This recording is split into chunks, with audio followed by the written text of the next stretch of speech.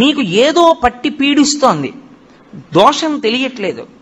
ఇందువల్ల ఇలా అవుతోందండి అంటే ఏ పర్వాలేదు అవుతుంది కానండి, ఏం పర్వాలేదండి అంటుంటారు. దోషం పట్టుకోలేరు. అది ఎందుకు వస్తుందో తెలుసా?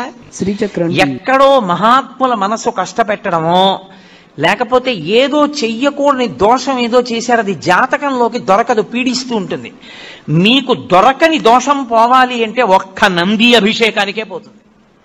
అది ఎప్పుడో తెలుసా? ఎప్పుడు పడితే అప్పుడు చేయడానికి వీల్లేదు.